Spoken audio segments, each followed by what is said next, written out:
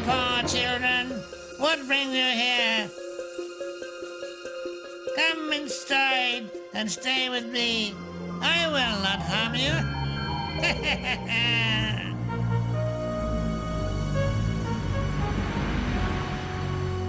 Once upon a time in the land of handsome princes,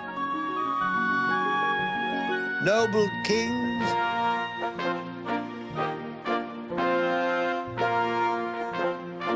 and beautiful princesses, there also lived A wicked witch. a wily wolf and a ginormous giant.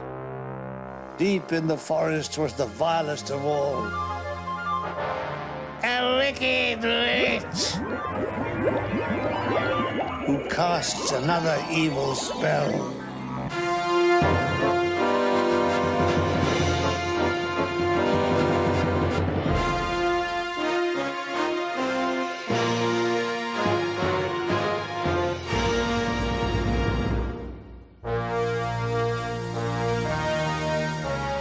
Once upon a time, there was a witch who owned a fantastic mirror.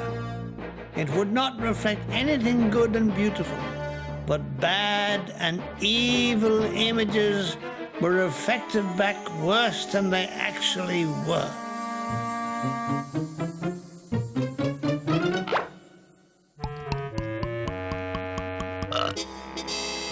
The witch was forever admiring herself in the mirror, and even if she wore a pretty party dress, it reflected back as ghastly black rags. One night, the witch was following the northern lights on her jet ski broomstick when the mirror slipped from her luggage rack and fell to earth as a million billion splinters. If a splinter landed in anyone's eye, they saw everything in a bad and evil way. Down below, in a small, picturesque city overshadowed by an extinct volcano, a young lad called Kay lived with his family in an old townhouse. He was a good, quiet boy.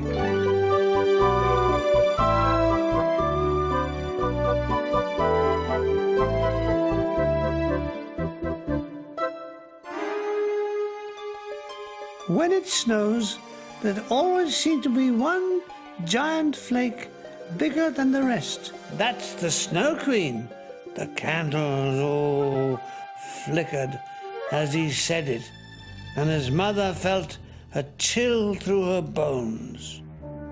On his way up to bed, Kay watched as the snow fell, and sure enough, one huge flake seemed to drift around, then join another, until he could see the face of the evil witch, the Snow Queen. It smiled a ghastly smile at him, then was gone. Suddenly, he cried out, "Oh!" rubbing his eye furiously. A tiny fragment of the witch's mirror had lodged in his eye. "Look at this lovely picture of a rose." That's a worm, said Kay, and it looks terrible. "Kay," said his mother, "that's not like you to talk that way." Over the next few weeks, Kay's behavior became worse and worse and started to hang around with the big boys in the town square. In short, he became a yobbo. These boys liked to tie their sledges to passing cars and hitch a ride. And one evening, a huge chrome-plated sledge swept through the square. Kay hooked his little sledge to it and was very soon being whisked through the streets. Faster and faster it went.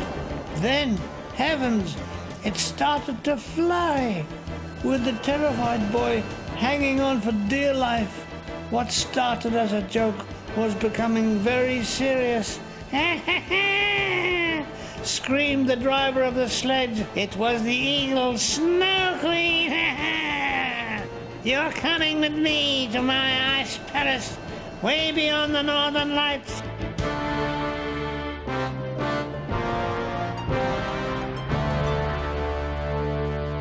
When they arrived, the boy was so cold, but the Snow Queen set him to work immediately. You will amuse me, child, and when I get bored with you, I shall turn you into an ice sculpture. Kay looked around at the other frozen statues. Perhaps these were once other good little boys who had a piece of the witch's mirror in their eye. Carve me something beautiful in ice, she demanded. But of course, Kay couldn't help himself carving the most grotesque and evil shapes. You are a truly bad boy. She took Kay to a frozen lake, broken up into thousands of pieces like a huge glass jigsaw. Those hands were blue with cold. Kay was made to fit together the pieces of ice to make a pattern to please the Snow Queen. But every shape seemed to come out worse than the last. These are not evil symbols. I'm trying. I'm really trying, cried Kay, but my hands are so cold. As he spoke, a warm tear formed in his eye and trickled down his cheek, washing out the fragment of glass. Suddenly, Kay saw things as they really were. He saw the Snow Queen as a wicked, icy witch. But how was he to persuade her to take him back to his home? Suddenly, he remembered the volcano that towered over his city. Would you like to go somewhere truly dark and evil? I don't mean the Catford gasworks. Then what are we waiting for? And with a thunderous roar, the fantastic craft headed back from the land of the Northern Lights. There it is! You're not coming with me, child. I shall keep this enjoyment all to myself. Kay drifted gently towards safety. Catford Gasworks. Meanwhile, the witch dived faster and faster towards the volcano and disappeared from view.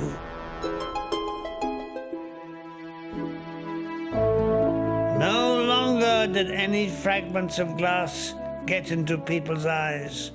Only hot volcanic ash.